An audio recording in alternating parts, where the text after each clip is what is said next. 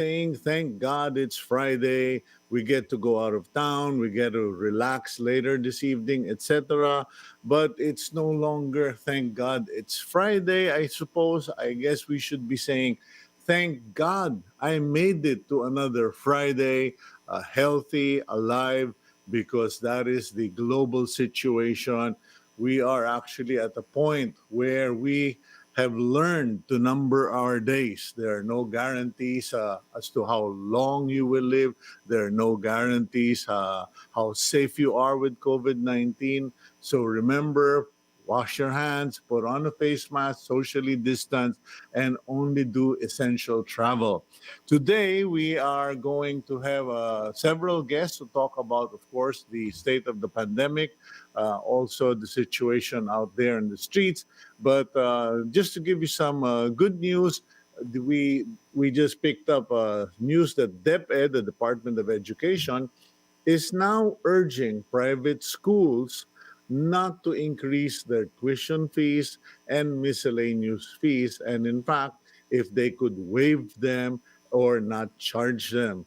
Apparently, there has been a growing pressure, a pushback against this tuition fee increases. We hope to feature that in the coming days or sometime next week because a lot of parents feel somewhat betrayed and taken advantage by the private schools because they are in a no choice situation. They have to send their kids, they want to send their kids to private schools. There are not enough seats or space in the public schools, but they have no choice but to deal with whatever private school owners are dealing them. And in the time of pandemic, when there's no supposed to be no face-to-face classes, when there are supposed to be less activity and less maintenance and what have you in private school, this proposed increase in tuition fee and miscellaneous fee is like a stab in the back. In any case, another good news is the law on good manners and right conduct to be put back in our curriculum has been signed into law by President Rodrigo Duterte. The law's principal author is Miguel Zubiri, and that's a welcome legislation because I think we've forgotten to teach that to the kids, and that's one of the good news for today. In any case, our guest for today will be Professor Guido David, the mathematician par excellence of the UP University of the Philippines. We will catch up with him regarding their mathematical analysis of statistics with COVID-19 in the Philippines, and find out, are we actually going to hit the forecasted 40,000 deaths by July 30 if things don't work out or if things don't go well? Now, we will also be speaking with Cebu City Vice Mayor Michael Rama. If you're getting confused, he used to be mayor. He was mayor for several years. Now he's vice mayor because of the limitation in term. And we'll find out what happened to Cebu City. Didn't they learn their lessons from Metro Manila? We'll find out. And of course, we will also be speaking with Bong Nebrija, who is the traffic manager for EDSA, because EDSA is slowly but surely transforming into the new normal system where you've got buses on the left now, you've got bike lanes on the right, etc. And their reaction to the calls of Senator Nancy Binay, calling all of these attempts to change EDSA as science projects. We will also speak with our news correspondent, Faith Del Mundo, to find out what exactly is happening at the Department of Health and all of this. But before all of that, let's go to our news on the front pages, on the front page of the Philippine Star, and here are the stories. The palace says another bayanihan to heal as one act may have to be enacted to sustain government efforts to address the COVID-19 pandemic. The Bayanihan Law expired yesterday along with the emergency powers of President Rodrigo Duterte, and the palace says Duterte may likely call for a meeting to determine if there is a need for special session of Congress to enact a new measure, including a stimulus economic package. The palace says that due to the Bayanihan to Heal as One Act, the executive was able to maximize the use of government resources in the fight against COVID-19. Davao City Representative Paulo Duterte, along with Congressman Lord Alan Velasco and Eric Go Yap, have filed the bill seeking to change the name of the Ninoy Aquino International Airport, or NAIA. House Bill 7031 seeks to change the name of the airport from NAIA to Paliparang Pangdaigdig ng Pilipinas, or PPP. Paulo Duterte, who's also the eldest son of the president, said that the proposed name bears no color, no political agenda, and that it is a more representative branding for the international gateway of the country. Still on aviation-related news, more than 500,000 Filipinos in the aviation industry could lose work in the economic uncertainty brought about by the pandemic. The International Air Transport Association, or IATA, told the Philippine Star that 570,000 jobs are now at risk based on its latest assessment. Similarly, airline revenue for the Philippine market is now seen decreasing by over 4 billion US dollars this year, as passenger demand is expected to fall 49% compared to 2019.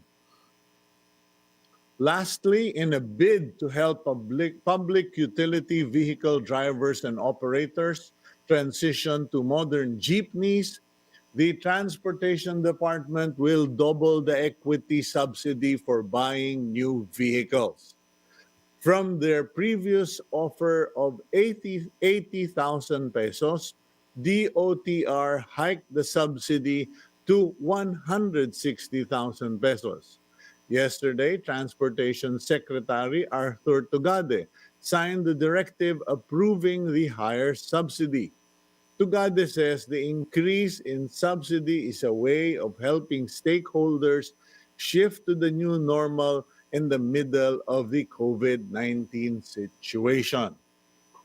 And those are the major stories in the front page of the Philippine Star.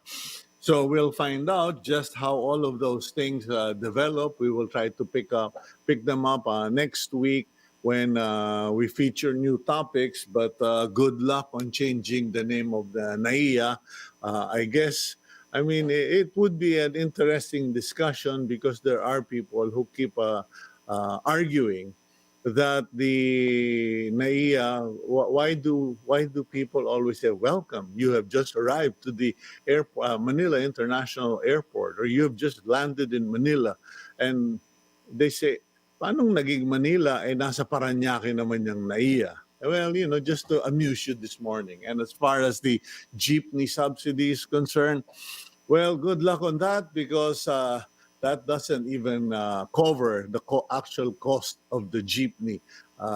So we will find out. But it's a nice effort from Secretary Tugade, but I don't think that's the primary concern. That value, well, that is the primary concern, the cost of the new modern jeepney. 160 as against paying for 2 million. Well, that's going to be quite a debate. In any case, maybe if it came along with a guarantee from government that if the jeepney operators and drivers bought modern jeepneys, they will be guaranteed wala nang hulihan, wala nang kotongan, wala nang kikilan sa bawat intersection ng Metro Manila. Maybe it would sound more appealing to the jeepney drivers. Okay, let's move on with the program. Our first guest, is a full-time professor at the Institute of Mathematics in UP Diliman. His main areas of interest include biomechanics, numerical analysis, and mathematics of finance. But he is with us today because he, along with his associate in UP, have been making models, mathematical statistical models to more or less give us a scientific guess on where we are with COVID-19. Let's welcome Professor Guido David. Good Yes, good morning. morning. Good morning, Good morning. Cito. Glad to see you again. Yeah, good morning, Guido. Sorry that I'm constantly badgering you about your mathematical models, but you guys have been on the money almost to a point where it's scary.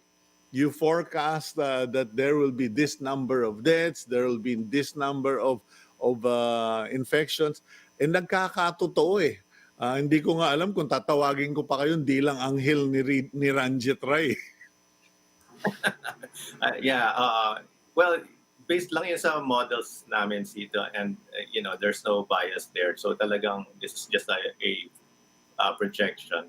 Unfortunately, si Professor Ranjit Rai couldn't make it today. Pero yun nga, we've been doing these reports since April 8. Actually, nung April 8, we looked at our first report. By then, may 3,000 cases pa lang. And we projected mga 30,000 cases by June. So hindi siya, even our first report, hindi siya masyadong malayo. I mean, that was a time when people were predicting 250,000 cases. Pero yung sa amin, projection namin, 30,000 by June. Hindi naman siya. That was in malayo. April 8. Yung yes. First forecast nyo, April 8, 30,000. Ngayon, sabi mo by June, magkakaroon na ng 30,000 cases. June 25 na ngayon, 26. Ang sinasabi ng DOH, 33,069. So, actually, nalampasan pa nga yung 30,000 forecast ninyo. Parang below pa kayo by 3,000. But the question now, Guido, is this. Kamakailan sinabi mo, recently, you guys were saying that if we are not careful about GCQ, baka mag 40,000 by July. 33,000 na tayo ngayon. Ano ba yung lumalabas? What's happening? What are your numbers telling you? Not your crystal ball. I know you don't have a crystal ball, but what are your numbers telling you? Yes, Zita. Yung projection namin, 40,000 cases by end of June. Ginawa namin nung early June during the DOH presser. Medyo rough na yung projections namin. Right now, hindi naman tayo mukhang abot ng 40,000, pero it will be close. We're projected to hit mga 37 to 38,000. End of June. By end of June, yes. But what about end of July? Kasi parang natatandaan ko, may nasabi ka sa akin noon na baka end of July, bro, tumama tayo ng 40,000. Ay, hindi na 40,000. I don't know if you want to hear the number. No, but that's why, Guido. Because honestly, a lot of people might call you guys prophets of doom. A lot of people might call me a negatron. But I don't really care. I don't really care about what they label us as long as we confront people with science and possibilities. Kasi marami na ngayong pasaway at pabaya eh. Yes, tama yan, Cito. I mean, and maganda na people are referring to science-based, evidence-based approach dito sa COVID. So, I mean, and yun nga, I don't want to, I'm not hoping na ma-reach natin itong numbers, pero yung projection natin, abot na yung average is mga 65,000 by end of July. And ang positive naman dito is, yun nga, mababa yung death rate natin. And medyo konti lang yung severe and critical. Maybe because we're protecting mga older people from going out, and then yung mga younger kids from going out. Yung younger kids, low risk naman sila. But at the same time, there might be potential spreaders because alam mo na, mahirap pagsabihin yung bata. Pero minsan kahit yung mga adults, parang mahirap rin pagsabihin. Yung mga, marami pa rin ako nakikitang hindi nakasuot ng mask properly and nagdidikit-dikitan sila sa ano which is against the principle of yung quarantine nga. Hindi na tayo naka ECQ or MECQ. Pero sana they keep the social distance. They respect this kasi this will affect lives. Maybe hindi sila ma-affect directly but it may affect someone else na makuha yung COVID and catch Well, it. I mean, no, yes. that's a good point you mentioned, no? Because okay, first of all, you're saying by end of June, which is in a few days, we might hit 40,000, or we will hit 40,000. Well, mga 37, 38 right now, Oh, yun ang projected. okay, 37, 38,000. By end of July, unless things are improved and unless Filipinos really realize na nandyan pa si COVID, nag-aabang lang para tirahin tayo, magkakaroon ng 65,000 cases of infected Filipinos. Total, yes. Okay, now, the good news you are saying is the number of deaths bumaba na, and you are pointing this out to the fact that we have quarantined or restricted the movement of senior citizens and those older with comorbidities as well as those below 20. So nakakatulong naman yung ginagawa ng gobyerno at lalong-lalo na yung sakripisyo nating mamamayan. Okay, so that's the good news. Lower number of deaths and lower number of severe cases. Now, yung sa severe cases naman, sinabi sa akin ni Dr. Herbosa at mga ibang doktor pa, sila Dr. Gepte yata yun, sinabi nila sa akin that the reason that the number of deaths are also and severe cases is because we are now treating earlier.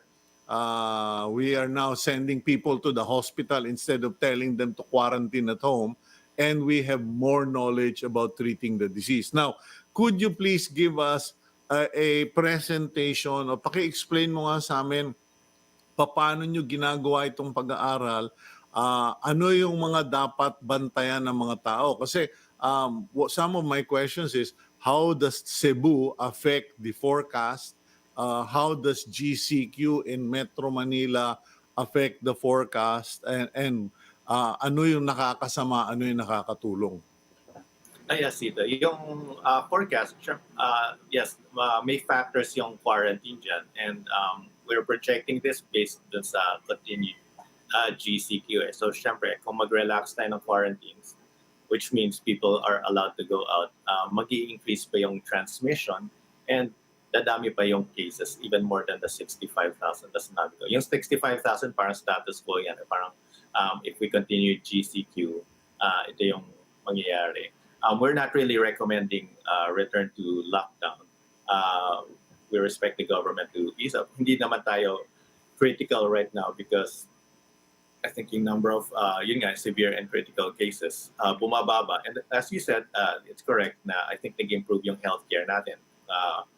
First time siguro, we were not so prepared for this yung pandemic, so hindi natin na-manage well yung even yung hospitals, baka hindi natin alam yung strategies for treating, or at least hindi tayo ganun ka-prepared. And right now, I think it's improving, so kaya bumababa din yung tumataas yung recovery rate, bumababa yung mortality rate, and yung hospital recovery rate is 50%, which means mga half na mga hospitals nakalabas na. So those are the positive. Regarding yung how we conduct the study, we just based it on the Department of Health data. So naka-depend talaga kami sa accuracy of data nila. Of course, kung may konting inaccuracies, we can make adjustments for that.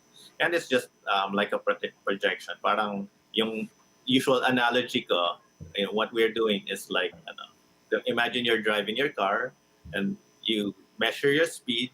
Kung gusto mong malaman how far you will travel, kunyari in 2 hours, i-multiply mo lang yung speed mo sa 2 hours. For example, you're driving, pagtingin mo sa speedometer, 60 kilometers per hour, then in 2 hours, 120, more or less. Siyempre, may mga deviations from that. Pwede kang bumabagal ng konti, bumibilis ng konti. So ganun rin ginagawa namin. We just measure yung speed of the spread of the pandemic. Ito yung R naught. And then we project it in time na lang. So, syempre, may mga, hindi naman siya very, very exact. Pero we usually get within mga 10% of Okay. of the number of cases. Yes. Okay, now, nabanggit mo ulit yung R naught na yan, no? Yung R is the rate of reproduction yata, if I'm not mistaken. Eh, ano na ba? Kasi last time nag-usap tayo, last time I spoke with you, you said that the R naught was at 2 or going or below, parang 2 or between 1.2 and 2. Eh, ang goal natin is below 1. Ngayon, nasan ba tayo ngayon? Yes, Cito. Yung R naught natin, nag-peak nga siya ng 2 around late May. Pero I think may clustering of cases. Kasi if we look at the different metric, yung number of tests conducted or positive tests, medyo stable yung R natin. Pero ever since, parang stable na siya na around 1.2. So, mababa naman siya. So, that's why the spread is not so fast, unlike guys, other countries like the US, the Europe, na sobrang bilis ng spread ng pandemic. So, mababa siya. We are able to slow down the rate of the pandemic. Pero, yun nga nakaka-frustrate from our side. Parang, mababa siya, but it's not below 1. It's close to 1. Kung mapababa natin to below 1 for 2 consecutive weeks, andun na tayo sa other side of the hill. So, kumbaga, we're okay na. So, ayun. And about Cebu, yes, na-mention mo rin about Cebu. Yung Cebu is a case na, parang up and down siya. There was a point na, well, in April, early April, sobrang konti na cases nila. And then they had a surge. And then, napababa na nila, like, I think last month. And then suddenly, nagka-resurgence. And not just in Cebu City, but all over the province of Cebu. I think kalat-kalat na siya. So, and anecdotally, I heard na there are some cases in Cebu na nakapunta sa Mindanao, sa Dipolog or something. And they brought some cases Visayas, there. actually. Yes. Yeah. Visayas, yes. So parang may spreading. So I think these are factors na we should try to somehow control. Ito yung parang movement ng mga cases na to. I'm not sure what happened there kung paano nakalusot ng mga cases na to. But these are, I think, important because you just need one spreader to spread the pandemic. Minsan may mga provinces na wala ng cases and then bigla nagkaroon recently. So, yun yung medyo frustrating dito sa ating perspective. Okay, now, last week, a week ago, the big issue was Dr. Leachon, his criticism of the DOH handing of data, delayed data, etc. What is the situation now? Yung bang data ninyo, you were saying na you are relying on DOH data. Is it now up to speed, relatively available, or bahala na si Batman? Kung ano lang yung nasa amin, ito lang yung inaaral namin. Yes, I think it's up to speed naman. And from what I heard, yung DOH, they mainly collate data from yung mga test centers and also from mga local government units. Sila yung nag-report nito data and then they just collect it. So we're trying to get access sa lower levels ng data, like from an LGU level. So we're in talks with certain LGUs para at least makita namin yung data. Yung DOH naman, I think they're trying their best naman. They have improved the data set. So meron na ngayon date of onset, dati date of reporting lang. So they have added some features. Meron na talagang natural delay because from testing, it doesn't take, it takes a few days to get the test results. So meron siyang delay. I have to admit, meron pa rin silang backlog. Yung sinasabi namin before na backlog. If you look at the total test results, actually nasa 40,000 na nga tayo. So even looking at that, baka na-reach na pala yung 40,000 already. Pero may backlog na mga 8,000 cases. And I'm not sure kung na-resolve na nila yung backlog. A while ago, they said na i-resolve na nila. Pero despite this, I think they have adequate data naman na we're still able to make decent projections of it. syempre yung data nila will affect projection. Pero the fact na yung projections namin are not very far, ibig sabihin, not so bad din naman yung data ng DOH right now. Halos magkasunod naman, more or less in the same track. Now, the question is, as far as a few months ago or a month ago, ang pinag-uusapan natin was reducing the R number, flattening the curve. Pero parang ngayon hindi na pinag-uusapan yung flattening the curve.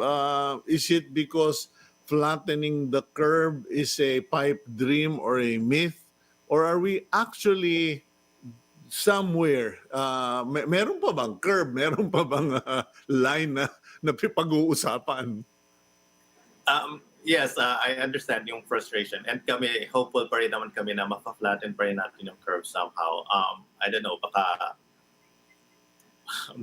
miracle na bigla yung virus na to or something. Baka may But seasonal effect. where are we, Guido? Kasi parang no one's talking about where we are in the curve. Kasi sabi nila noon, last I heard Secretary Duque talk about lines and curves, parang sinabi niya, hindi naman bumababa, pero nag-plateau. Parang kumbaga nagtining na yung kung nasaan yung COVID, pero hindi bumababa, hindi naman lumalala. Where are we Yes, now? I think siguro what he meant was na nagplateau yung doubling time, meaning hindi nagbabago yung doubling time kasi they look at doubling time. So kunyari, 7 days doubling time, 7 days pa rin. So hindi siya pero hindi nagplateau yung number of cases obviously kasi we're getting an average of mga 600, 700 new cases per day ngayon. Yeah. So hindi siya nagplateau in terms of numbers. Sa amin, since we look at yung R0, pag less than 1 siya, flattened na siya, parang gano'n. May mga times early on, no mga May, na parang nasa less than 1 na time, pero hindi siya sustained. Parang siguro may week na a few days nasa less than 1, pero biglang tataas na naman siya. Parang, yun nga yung frustrating. Parang nagfa-fluctuate siya around 1 before. And then ngayon, medyo steady siya around 1.2. So, ibig sabihin nun, as long as greater than 1, wala pa tayong makikita ng peak nito. Parang kabaga, pataas tayo sa bundok, hindi pa natin nakikita kung saan yung taas ng bundok kasi pataas lang tayo ng pataas. So right now, ganun yung nangyayari. Pataas lang tayo ng pataas sa bundok. We can't see the other side yet. Pag naging less than 1 na siya for 2 weeks, then we can say na peaking na tayo. Okay, Guido, you know me, medyo crazy din naman ako mag-isip paminsan-minsan. What about the idea of having separate forecasts for separate regions? Kasi as we know, all of this mathematical modeling that you do, and you guys are apparently the ones who are on the money, all of this mathematical modeling parang nagiging guide din ng IATF at ni Presidente on what to do, particularly in whether mag-ECQ, GCQ, MGCQ. No? Now, ako naman feeling ko parang, hello, kaming Metro Manila, sunod kami ng sunod. Nagpapakabait kami, we stay indoors. Pagkatas biglang sa Cebu, sabi nga ni Presidente, it's your fault, you took this thing for granted, hindi nyo sineryoso. So, yung bang mga, would it be more accurate if we did modelings per region? Actually, Cito, it would be more accurate. And we used to do that, and we still do that. Nung mga May reports namin, per region na yung reports namin, yung projections namin, and even per LGU. Medyo mahirap lang yung per LGU, kunyari sa NCR, Quezon City, nag-project din kami.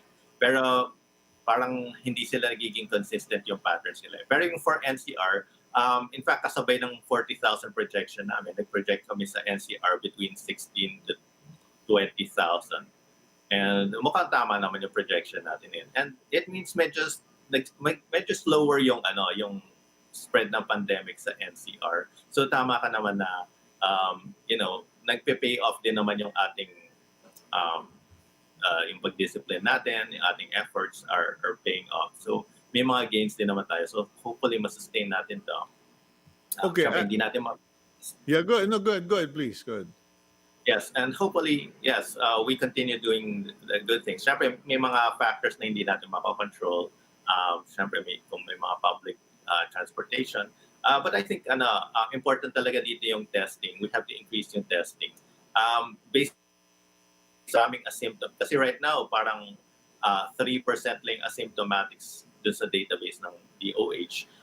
This should be higher. So, ibig sabihin, baka marami pang asymptomatics na hindi na-test. So, I think we have to think about strategies for random testing.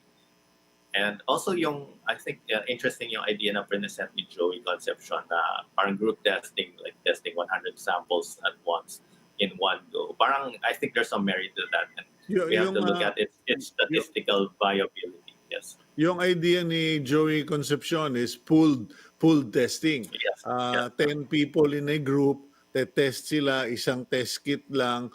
Pag biglang nag-positive yon, lahat itetest na individually. Kasi sabi niya, well, which is true, no? I've heard of so many instances where they test 20, 50, 100, 200.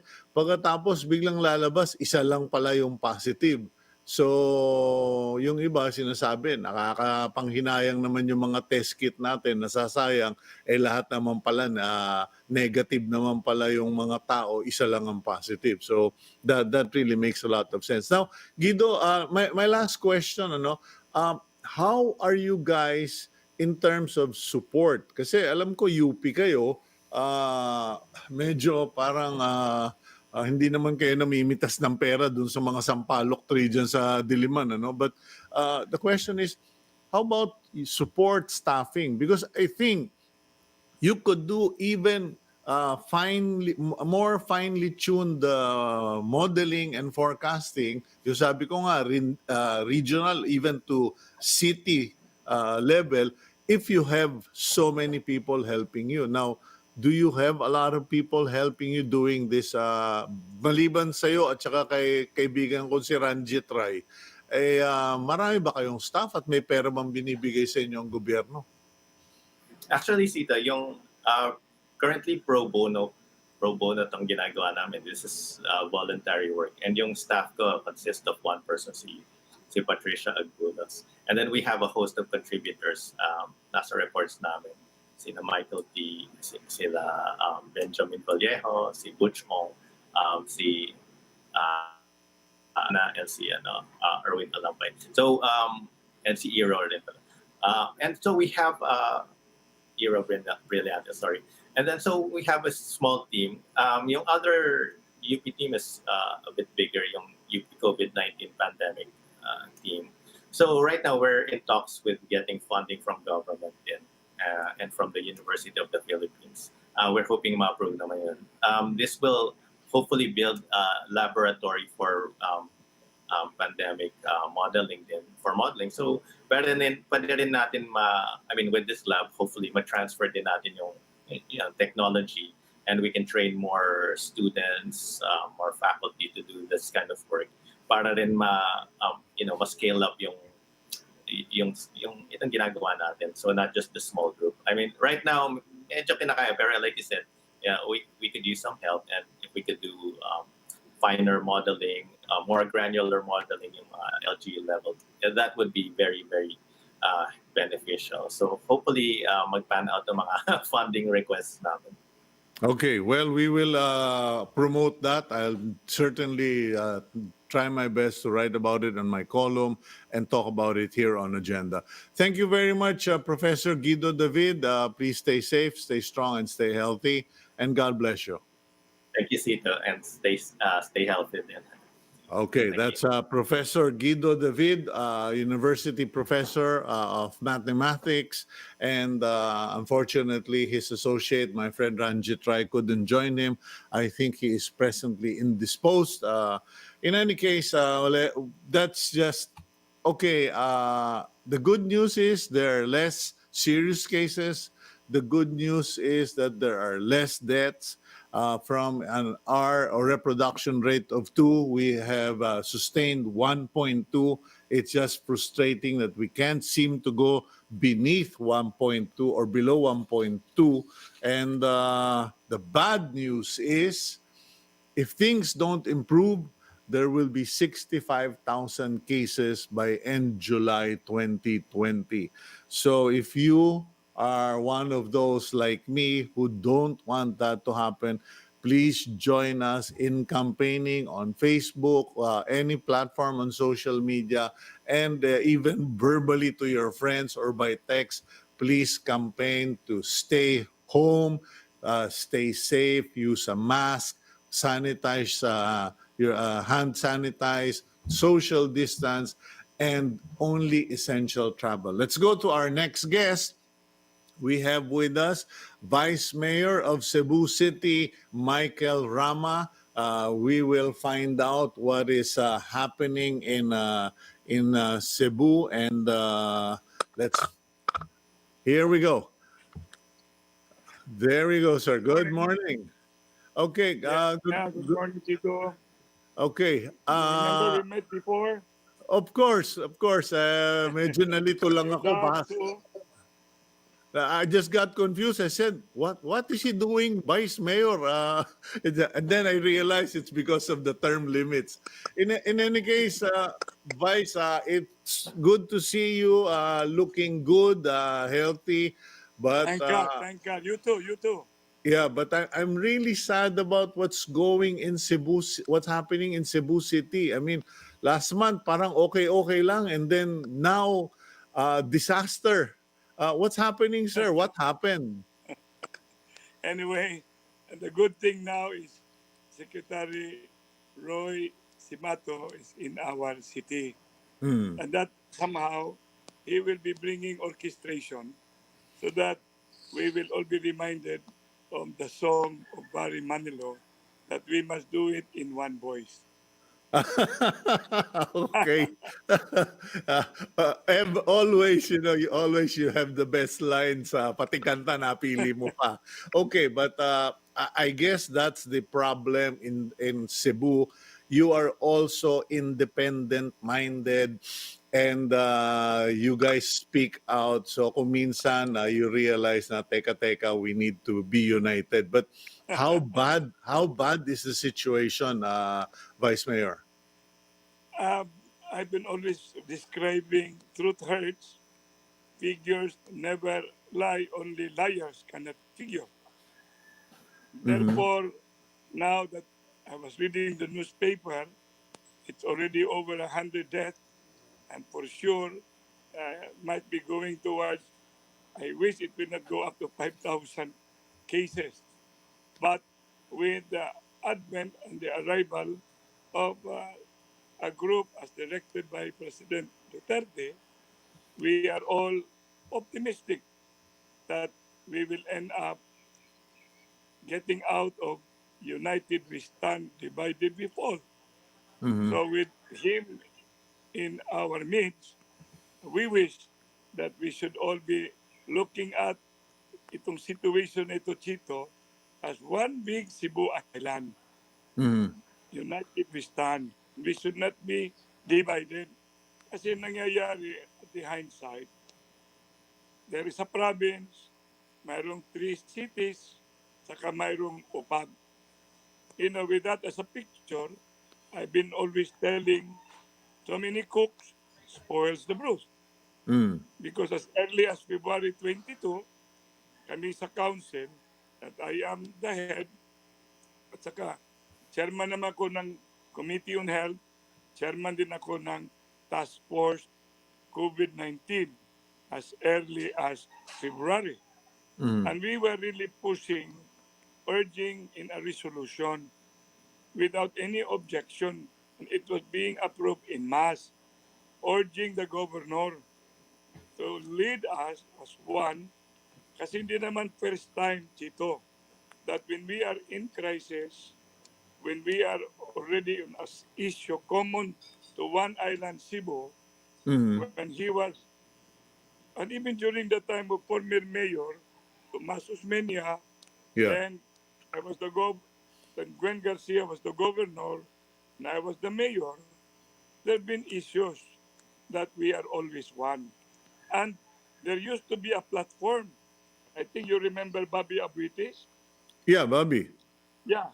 Bobby Abuitis was very much instrumental in a group called Metro Cebu Development Coordinating Board. Yes. And with that platform, we are all there as one. The governor being the chairman, private sector was Bobby Abuitis, and then during my mayorship, I was also the vice chairman. Mm. And looking back, I was the RDC chair, and the relationship between all of us interagencies, public officials, private sector, or whatnot, we've always had that opportunity to be gathered and discuss commonalities. And that's why I've been stressing and urging until April 5. Yung April 5, yun ang date na everybody should never forget. Kasi April 5, Chito, we Yeah. were only 22. Remember, this matter about COVID was already a discussion as late December. Am I correct? Yes. And then it brought our attention, and Wuhan was only 20,000, countries was only 28, and we were already cognizant that it will definitely be hitting Cebu, and the need to be one is primordial. Kaya this time I wish, Secretary, which I have an opportunity to have a couple of hours sharing Chito and telling really the bottom, because truth has to be told, and Well, then but real thing has to be unraveled, yeah, because but otherwise, yeah, what happened really? I mean, you basically the pretext. Now, what is the context? What really happened in Cebu? Bakit napabayaan? I hate to use the word, but even the president said that, and that's why you are practically under martial law. If you look at the newspaper today, parang pinadala na kayo ng invasion forces. Cebu has always been, very proactive. What happened? no, we have been very proactive. Oh, It's just, as I've said, I even made some reaction to the president's pronouncement that we are stubborn. You know, oh. Cebuanos are not stubborn, but we are firm. And you know that Marcos time, you know Mm-hmm. that Estrada time. You know, Mm-hmm. when we make a stand, we make a stand. But Okay. this time, as I've said, uh, in fact, there was a statement from the president that when it comes to crisis, you know, record will tell former Mayor Tomas Osmeña under his service dispensation. Then during my two term as a mayor, we always have situation like crisis Mm. and even crisis of others like Yolanda, yung Mm. mga crisis within the neighboring, even those flooding in Mindanao. Cebu City, we've never been far behind, so quick in giving our assistance. Chito, it Yeah. just so happened, yung sinasabi ko, yung nangyari April 5, yung talagang day of reckoning. Why? Mayroong issue about benignite. You know what benignite? No, no, Yung sorry. instead of uh, having really a very strict social distancing, and there was such a thing as an oversight. Pumunta lahat sa market. Pangalawa, yun sa Barrio Luz. Yung Barrio Luz, yung pumutok yung Barrio Luz, our facilities where we were promised that in 10 days time, in weeks time, it will become available. Kami sa Sangguniang Paglungsod, Chito, Mm. I'm very proud because we have been supportive to our mayor, Mayor Edgar Colina Labella. Yeah. In fact, until now, we've already have extended from an earlier 15 million in the month of February to the 1 billion in the month of March, and now we are giving 1.5 billion. Mhm. Try to total it, it's almost over 3 billion. I do not know which of the local government unit within Visayas. I do not want to compete. We do not want to compete in NCR. But precisely, we have always been helping. At saka, it just so happened, as I told you, had it been run as one, Cebu, kasi Yeah. yung protocol ng province iba, yung protocol ng tatlong cities iba. So nagkakaiba. Before, all for one for all. Because we are an island. And no man is an island. And if Mhm. there is a problem in an island, Cito, we have to solve it as one. For I have always been telling, together, we can really beat COVID with God and Senior Santo Niño on our side. Okay, a question, Vice Mayor. Like I mentioned, no, kasi if you look at the Philippine Star headline today, ayan ang front page ng Philippine Star. Parang pinadala na ng invasion forces ang Cebu City. I think 3 or 4 major cabinet members and head IATF are there also. Is Cebu City now under management and control of the national government? Tahimik muna ang mga local or meron naman kayong Hindi participation? naman, hindi naman. Mhm. Because with the arrival of IETF, I thank Secretary Harry Roque for giving me the number of Senator Bongo, and Senator Bongo connected me with the Secretary Roy Simato. And Mm. that brought me to have a 2-hour discussion. Yung talagang down to earth, bottoms up, because there are times na nangyari yung first arrival ng IETF. Ang ganda ng newspaper, impressive. Mm. Pero yung bottom line pala, yung ground pala, dismal. Because the truth of the matter, yung hospitals are truly overwhelmed. Right now, there is such a thing as priorities. In the emergency room, I should tell you, Mhm. because I never stopped being connected, Chito, because I was a mayor, I'm also the vice mayor, and I am the head of the party, Partido Mm. Barug. It's a Okay. regional accredited party.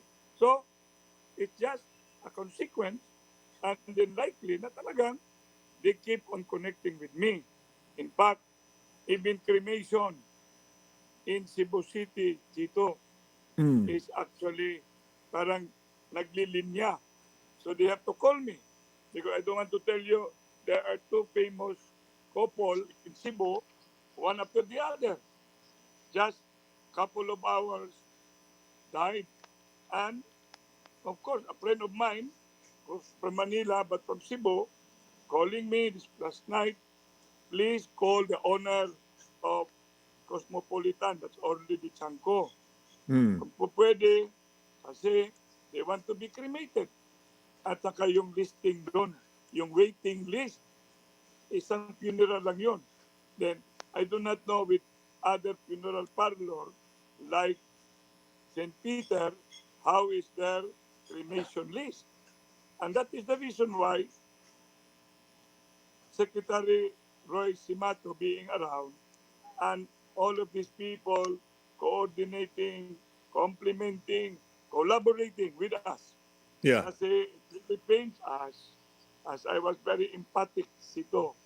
You know, I've been mayor, Tomas Ospina been mayor, but never a time that a situation like this occurred, that a certain group from the national government has to come in to put sanity, I call it sanity, so that there'll be a very united direction, so that all of us, one voice, one instruction, empowerment, then overseer, then supervision, but bottoms up, Cito. Hindi yung up to bottom. Okay, now ang tanong, Vice Mayor or Mike, the question is, how do we get the people of Cebu to cooperate? Kasi madami akong kaibigan diyan at alam ko ugali, no? Pero now are different times. There are going to be soldiers and police special forces troops in Cebu City. How are you going to communicate this to the Cebuanos na wala nang independent-minded dito, you stay home or you go to jail? Ganun na ba ang policy ngayon? Hindi naman. I, for one, will never agree to that. Alam mo naman, I'm a lawyer. And your Yeah. father and my uncle, they all both were incarcerated during Marcos' time. And we have learned our lesson. The rule of law is always a sacred exercise. Okay. Due process can never be compromised. But in case of emergency, a Yeah. situation like a pandemic, what really is incumbent dito is let's not be arguing. Let's all be agreeing. And Yes. if we all agree, and it is for the good of our constituency, why disobey? Kasi nangyayari, hindi naman talaga yung mga stubborn.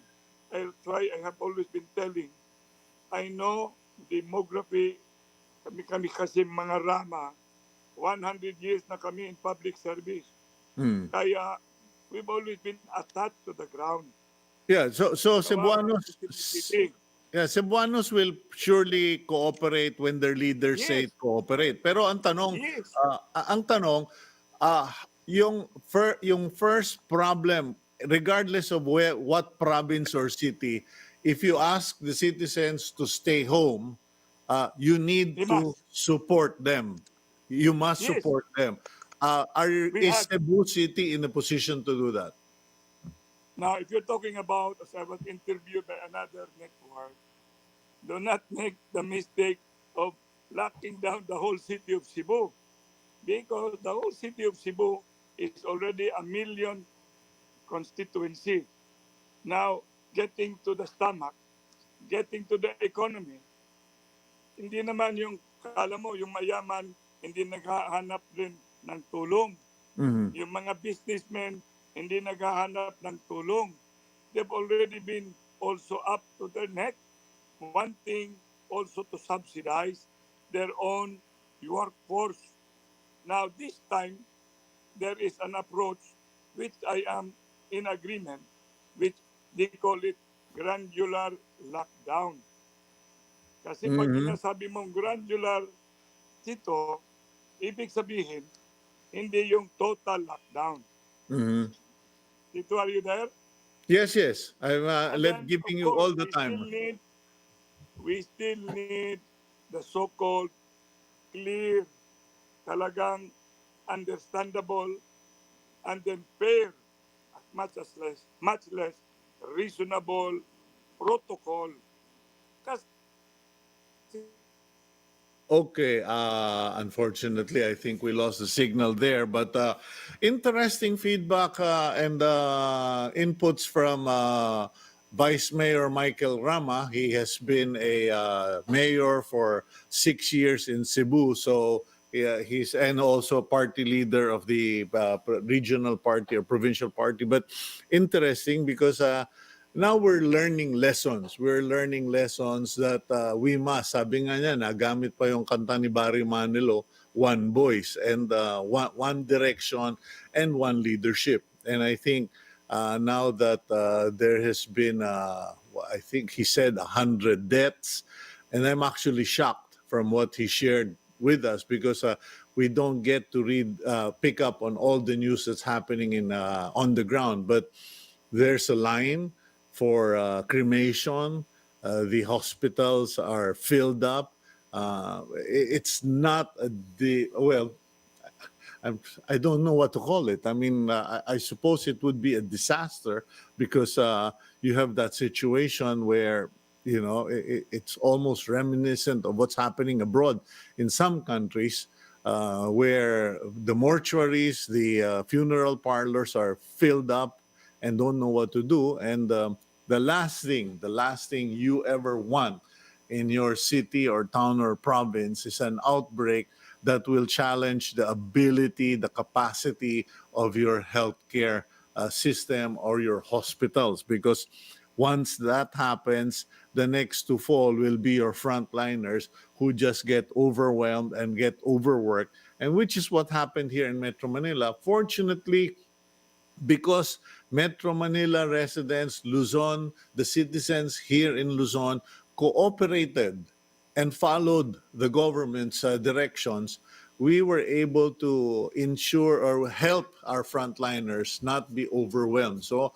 medyo nakabangon tayo, nakabawi, and okay-okay tayo. Pero dyan sa Cebu, it's sad to find out that may mga tumatawag pa kay Vice Mayor Rama, tulungan mo naman kami para makremate yung aming mga kaibigan. That is really sad. So the entry of the Philippine National Police, the military, and Secretary Roy Simatu, as much as we may all have uh, fears na parang ano to, puro na general, puro na military, there is logic to the, sabi nga, there is a method to the madness, because military men and police officials will listen to even a retired military officer like Simatu, who has a good track record, mind you. And in a situation such as Cebu, we don't want that, because the problem with Cebu is not just the welfare and well-being of the residents, particularly Cebu City. Gateway po ang Cebu. In fact, if you've been listening to the news, there has been, I remember some mayors and governors have been saying in the Visayas, nanggagaling sa Cebu. Okay, I think we have Vice Mayor Michael Rama back on the line. Yeah. Okay, You know, Con- you talk continue, about, sir. yeah. Remember, even how many times have you attended Sinulog, Cito? Uh, I can't for Several times. And, sobra na. you Oh. know, I always remember that, the first time I met even your father was in Tambuli. That was the first time. That's Mm. why I always cherish and having a quick talk with him. But I'm telling you, we will never become the best Sinulog and the festival in Asia. We are even a culture considered also a city of culture. Kaya kami, we were too aghast. It's not difficult. We can be one. We even produce number one festival in Asia, and that is Sinulog. What is the why we were able to produce that? Because Sinulog is ours, and we support Sinulog and Senior Santo Niño. Then we are on even Lapu-Lapu and even Magellan's Cross is in Cebu. So if you're talking about, it's not too difficult, really, Sito, Mm. to think about that we can be one. Now Okay. that I was telling you, I have a snappy salute that I have given, kasi ako naman I've been into training also as ROTC, PMT, Boy Scout, Rubber Scout. And I believe the importance of discipline. And Yes. them being around, I know they can already add up, add up. Okay, But what about just, what about yung suporta? Sabi nga, 'di ba, merong, I don't know if it's Ilonggo or Bisaya, suportahan ta ka. Paano yung mga Cebuano, particularly those who are less privileged? Is there a system on the ground na mabibigyan na natin sila ng rice, ng canned goods and is it true, Secretary Simatu said, if things work out and the Cebuanos cooperate, you can all be back into the okay situation in 3 weeks? I'm telling you, it is always possible Mm-hmm. because it's all about bringing the overwhelmed hospital, not overwhelmed, okay? Mm. bringing people as one to understand the essence of social distancing, and then wearing absolutely the mask. Mm. All of this, Chito, we've been and we are not remiss. It just so happened that there are activities. I think you're aware about SAP, Special Amelioration Fund. Are Yes. you aware about it? Yes, yes. When it is being distributed, and it's happening all over the country, Mm. you cannot blame. Kaya with the military, with the police being around, and all as one, the key formula is really bring it house to house. Okay? Pag Ah, sinabi okay. mo, yes, stay at home, then stay at home. Mhm. Pero kung mag sinabi mo, wear face mask, wala kang binibigay na face mask, how can you ever expect compliance in 80%?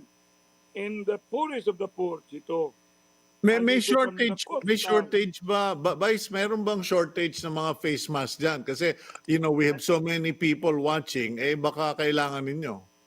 yun na nga let them, kasi that is what I was discussing this morning after, because I have also a privilege, and I thank Secretary Roy Simato, because Oh. after our 2 hours talk at SEDA, he joined with me in a walk with a Chamber of Commerce, with a doctor towards the NOAA's complex.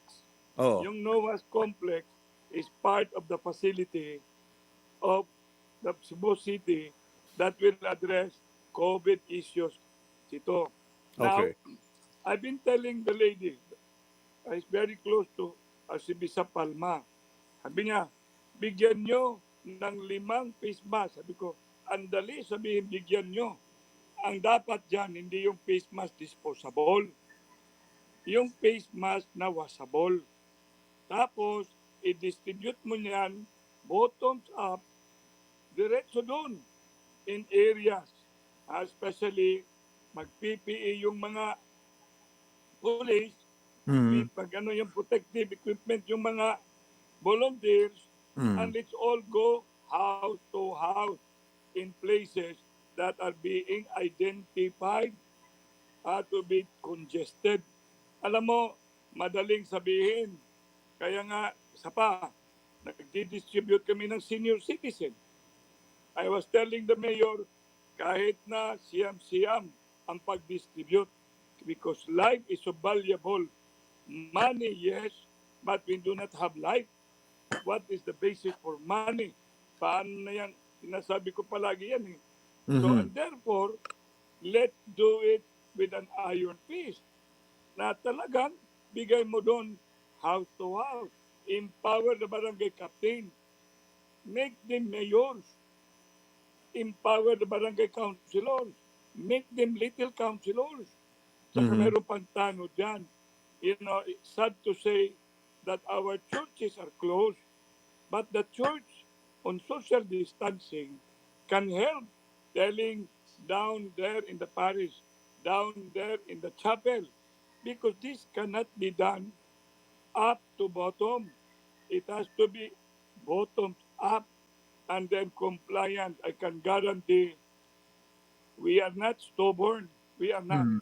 We are proud Cebuanos. We only want one leader to bring all the island to comply. Now, maybe Simato, being brought by the president, will steer us, will move us, and will bring us to be one. Kaya nga, I congratulated the good secretary because I consider him a cool person, Mhm. logical, reasonable, sober, but Mhm. I can see with a firm and iron fist. He doesn't have to shout, but his word is already very powerful. Okay. And I can Yeah. see with him around, for as long as there is orchestration, Tito, that week that you're talking about Yeah. is a possibility. And the city government, tapos national government, then us, the private sector, bring your help although yung private sector reklamo na, there is already what we call donation fatigue. Yeah. Kaya I wish and pray so that when January will come, you are invited not to eat my house, but to join with the celebration of the 500 years of Oh. Christianity. Yeah, that's Oh. why that is a unifying thing for the whole country. And Mhm. most of all in Cebu City. Kaya if I can be heard by the President and whoever near to the President, let's open the church, but absolutely observe face mask, absolutely social distancing ito, Mhm. because the priest can be a very good medium as it is like you in broadcast, radio, and television.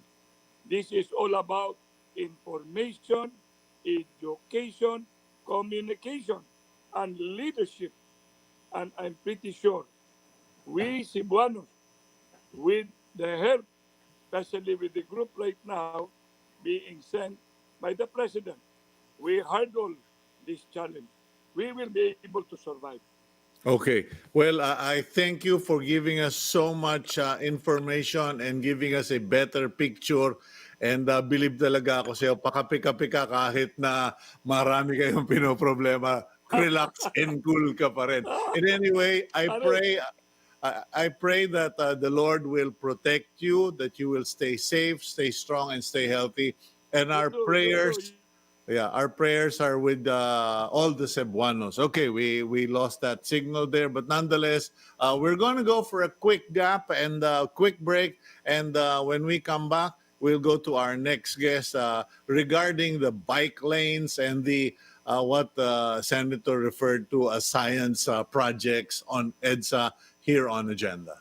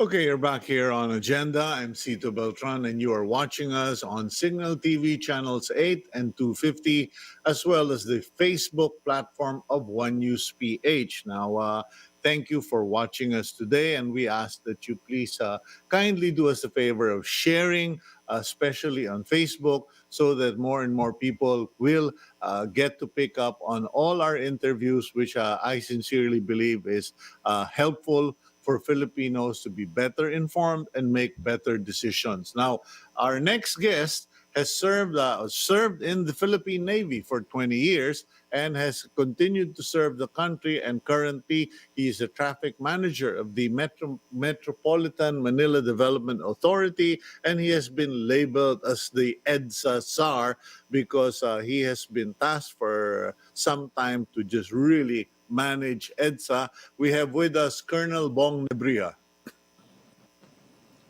Hi, Cito. Good morning, and good morning to all your followers.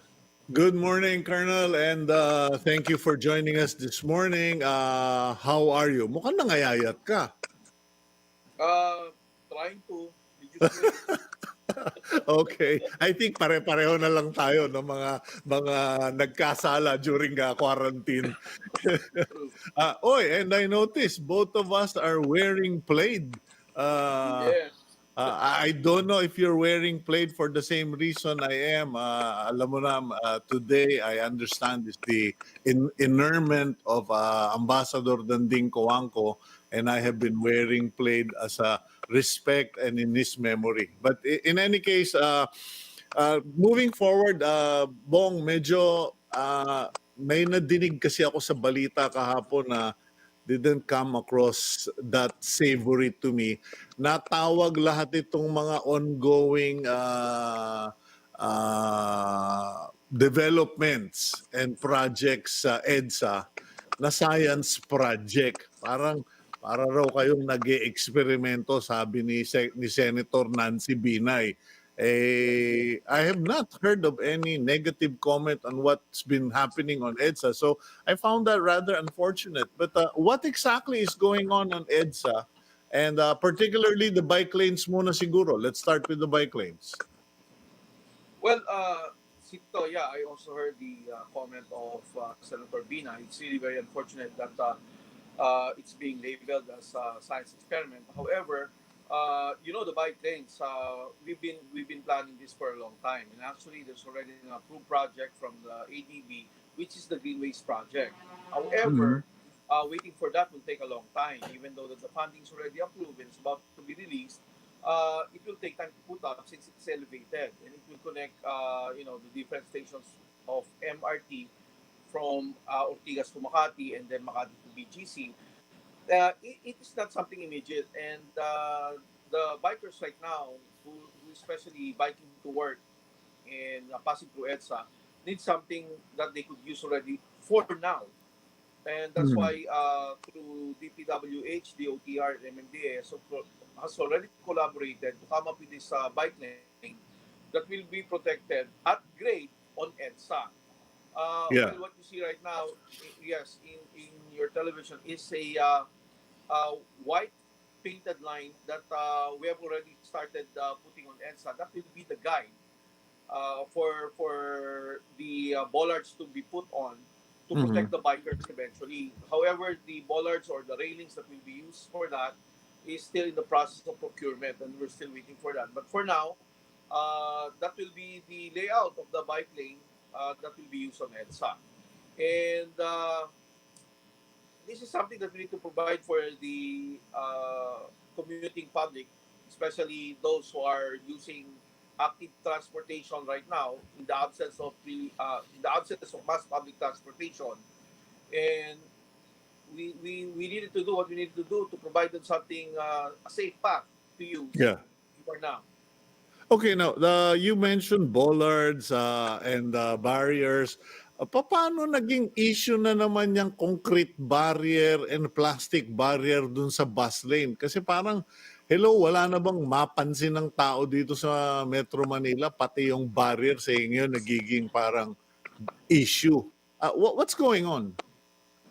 Well, actually, Sito, the EDSA bus carousel route that we have, that we're planning to put up, right? This Yeah. has been discussed long time ago, since 2017.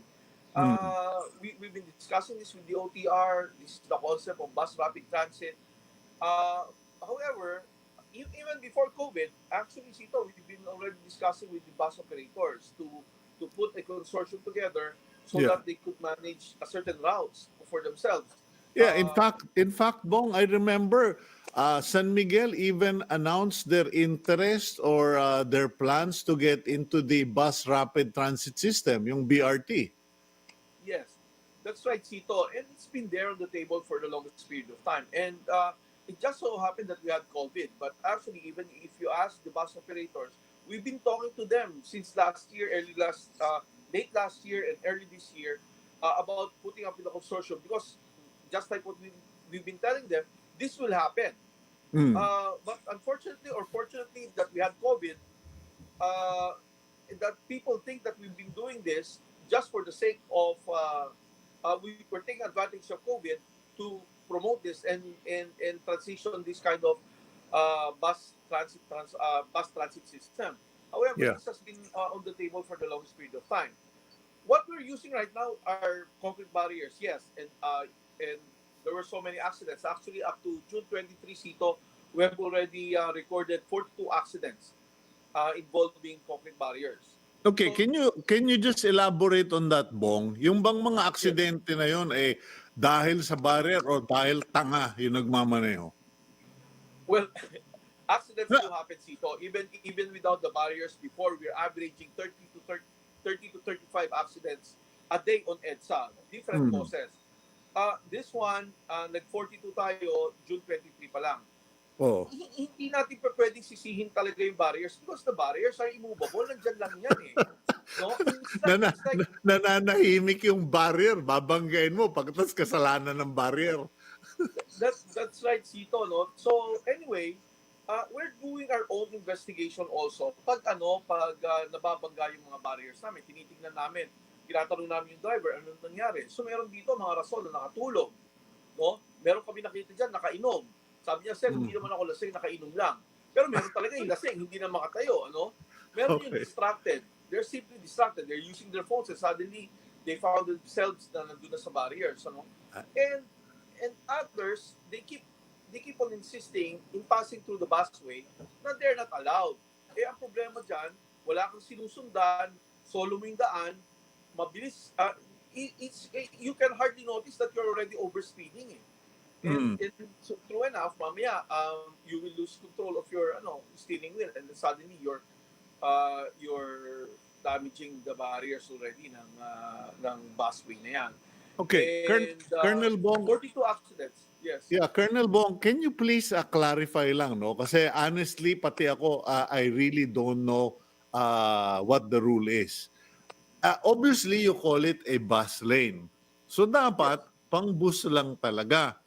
But, depending on what you're watching, who you're listening to, biglang, pwede rin para sa mga emergency vehicles. Pwede rin para sa mga frontliners. So ngayon, maraming tao, and understandably, ako kasi, like I'm in media, I have a proper sign on my windshield. I have an IATF pass. Pero hindi ko alam, am I also allowed there? So siguro, it would help if you could explain who's allowed on that bus lane. Because my logic is saying, bus lang dapat. Tama, Sito, no? It's a designated busway, right, for the EDSA carousel route. However, something that we brought up to the traffic management group ng MMDA in our last meeting, we clarified this with GM Jojo Garcia. Huhulihin na ba namin? Kasi before we're just advising private vehicles, government vehicles, pati yung mga police, mga military, huhulihin namin sila dyan and then pinagsasabihan, no? So ngayon, ang guideline sa amin ni GM Jojo Garcia, I think this has been coordinated with the OTR and IATF, na kung pwede payagan muna yung mga ang dami kasi movement ng mga ng mga pulis, ng mga ambulansya. So ang advice is payagan muna yung mga pulis at military as long as they're using a marked vehicle. Hindi pwede ang red plate lang. Kailangan marked vehicle talaga para malaman namin na AFP, PNP sila or emergency responders sila. Hindi pwede na doktor ako, ako, hindi pwede yon. So it needs to be marked vehicle. Hindi rin pwede na hindi rin pwede na si Beltran naglagay lang ng media, press o gano'n, makakapasok na. Definitely not. Okay. Marami na tayong mga Go ahead, Colonel. Marami na tayong mga enforcers John Cito, pati IAC tumutulong sa amin, HPG tumutulong sa amin. So we have preposition this deployment strategically so that yung mga makakapasok mahuhuli namin, mapapagsabihan at least. We've been doing yung advising for the past 2 days, 3 days, but now it's time for apprehension so that we could instill discipline for those who are repeated offenders. So will that be starting Monday, hulihan na on the bus lane? Actually, kahapon pa lang nagsimula na kami kasi sabi nga namin 3 days would be enough. So Monday, Wednesday, puro pakiusap, and yesterday nagsimula na manghuli.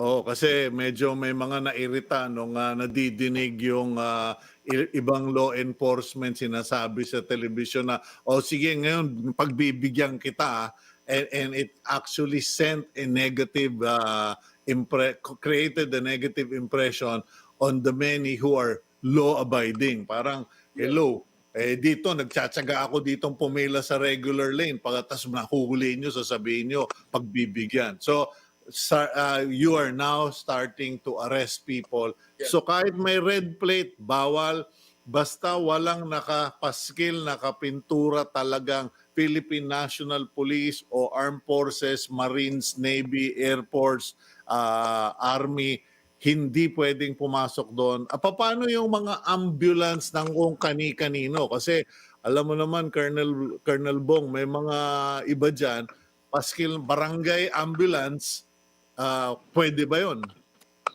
Basta't ambulance sa Cito pinagbibigyan namin, ano, Mhm. we really assume that it is for responding to emergency, no? Whether kukuha sila ng pasyente or magdi-deliver sila sa ospital ng pasyente, we treat it as it is na emergency responder sila.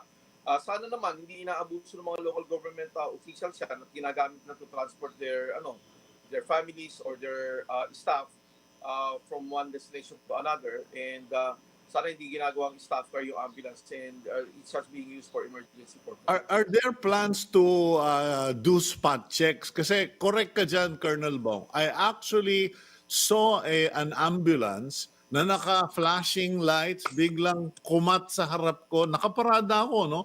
Kumat sa harap ko gano'n. Tapos sabi ko, ano ito? Bakit biglang pumara ng ganito? Yung pala, magbababa lang ng kasama nila sa barangay. And medyo napakamot ako. Sabi ko, kung wala lang ko iniintay, baka sitahin ko ito eh. But in any case, apparently there have been a number of those ambulances that are being used as for personal use. Yes, sa staff car, Sito, tama ka dyan. Yun. Oh. Meron naman yung obviously na may kita mo yung mga driver at saka yung kasama ng ambulance, para nakapambahay, yan, pinapara namin yan just to check, randomly check. Pero meron naman talaga yung naka-properly, minsan nga naka-PPE pa yung driver. And yan, pinagbibigyan na namin kasi we know na it's either pick up yan ng pasyente or maghatid ng pasyente sa ospital. Okay, so far the bike lanes are in progress. May pondo na from ADB regarding this green lane or Greenways project. Greenways project. Yung BRT tuloy-tuloy, bus lane only for military, police, and emergency vehicles. Maghuhulihan na o naghuhulihan na. Any last announcements of significance, Colonel? Well, as for now, we still do not have the modified number coding yet, based on the IATF request to suspend this indefinitely until such time that the mass public transport system will be phased in. Ang ano na lang, Sito, we have 15 routes that are being used by modernized jeepneys. There are 30 routes that have been phased in for the rationalized bus route. The only route that we're still waiting to be phased in will be the EDSA carousel route, which will be happening maybe July 1 if our community quality will change. And we advise all motorists to please use all available private lanes for them. Marami kasi dito na nagsisiksikan yung 2 lanes pababa ng underpass at siya paakyat ng flyover, while there are pretty much the service roads are pretty much free up for now. What we're advising the motorists to please equalize para sa ganun makadalo yung traffic natin freely, and smoothly. Okay, well, we'll remind our viewers regarding that, Colonel. And as always, please stay safe, stay healthy, stay strong, and God bless. Maraming salamat, Sito. Mabuhay ka. God bless. Okay, that's Colonel Bong Nebrija of the Metro Manila Development Authority. And last but not the least, let's go to our news correspondent, Faith Del Mundo, to give us an upgrade regarding the Department of Health. Ano na ba nangyayari dyan? There we go. Faith, good morning to you.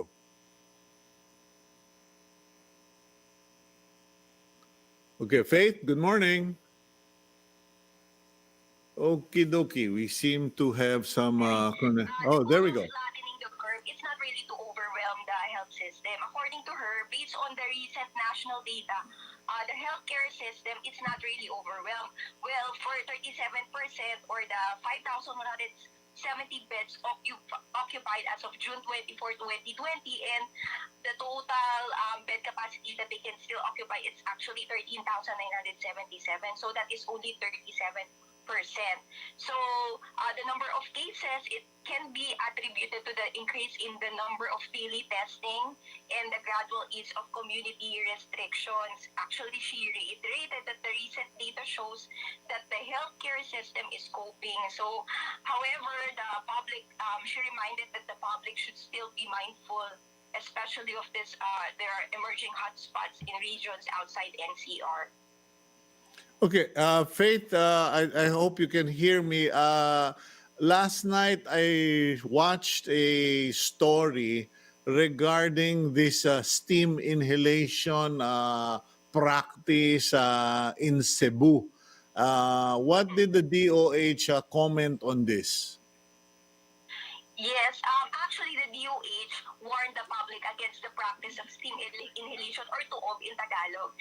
They said that there is no scientific evidence that it can really eliminate the virus that cause the coronavirus disease. Actually, Yusek Berhere said that the local media, the medical societies, and even international organizations are not really recommending the practice of steam inhalation. It cannot be preventive or curative measure against the COVID-19. And she also said that there is no scientific evidence claiming that there is really an effect if you use the steam inhalation.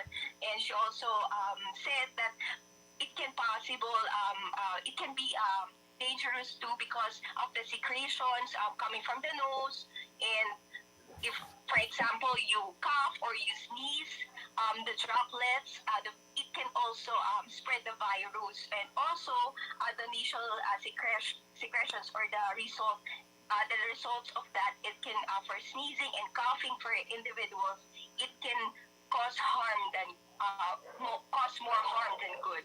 Sino? Okay, yeah, last question, Faith, because alam mo, I'm planning to buy a UV equipment for disinfecting parcels na dumadating dito sa bahay. And people have suggested yung UV light for money para kung may COVID man, ay hindi ka mahawa. Has there been any discussion about UV light technology in the fight against COVID-19? Yes, actually, i-confess ko lang, meron din ako yung pamilya mo ako. Actually, according to DOH, it depends actually on the length of exposure in the time based on the study and the distance from the light. So therefore, the effectiveness of the UV light as disinfectant will really depend on the UV intensity exposure in the time and distance based on the product. So, but she also reminded that there can be also dangerous effects to human. Example, that's the hazard that can cause the misuse of UV light. The UV light that is emitting the product, it can cause actually eye injury, skin irritation, skin burns, and it can possibly increase the risk of skin cancer. So she is not really, or the DOH is not really recommending to use the UV light protection. Okay, well, pero I will, pupusta ko. I will make a bet with you, free lunch. Darating tayo in a month or so na tinetesting na ng DOH at DOST yung science between yung steam inhalation at yung UV light because that's always the case. They first challenge something and then they study it. Baka nga naman may effect. In any case, Faith, it was nice talking to you this morning. Nice to know na pati ikaw may UV light na rin. And please. Yes. At wait lang po, Sir Cito. Actually, pati yung mga hospitals, you mentioned actually, mga hospitals, mga clinics, they are actually using it. Pero basically kasi talagang wala pang pinaka-scientifically proven na talagang effective siya. So, possible na sana meron yang may effect siya, pero depende talaga yan sa level of exposure, kung gaano katagal mo i-expose, tsaka kung gaano kalapit siya sa ilaw. Yun, kaya Well, nabudili ako. yeah. Nag-defend. No, but apparently it works. It works. I've done quite a number of readings on it, and a friend of mine did actually the scanning of bacteria, and apparently it works. Pero tama ka, it depends on how long, how close to the light is, and how strong the intensity of the UV light is. So, pero ingat ka, kahit na hindi ka mapapaso, pwede ka ring masunog ang balat mo because of the light. Anyway, thank you very much, Faith, and please take care of yourself, lalo na sa pag-cover mo dyan sa DOH, and stay safe, stay healthy, and stay strong, Faith. Okay, thank you, sir. Stay safe too. Okay, that's Faith Del Mundo, Faith Del Mundo, our news correspondent who's tracking the DOH at the moment, and that's all we for now. It is a weekend, and you know, if you're like me, that you have a long to-do list, and you're also exercising, ang yabang, ano, ngayon lang nag-exercise, please consider the weekend for resting. And may I leave you with some a particular thought this weekend. Please think of someone towards whom you can show charity, generosity. I know that there are people in need. I got a text message this morning at 4:30 from someone in Pampanga who's afraid that they will not be able to work in Metro Manila because of a possible lockdown again. So be mindful of those around you, whether it's just a phone call, whether it's some cash you can send, or just encouragement. Please, let's show charity and generosity to our brothers and sisters in need, and continue to pray. Uh, Pray with your family, with all your family, set a time, and have a prayer list. Because I'm telling you, there is power when all of you pray together and pray with a common purpose and a common petition. Thank you for joining us today. It's been a good week with all of you. Thank you for your notes, your messages, and your encouragement. God bless all of you. That's all for today here on Agenda.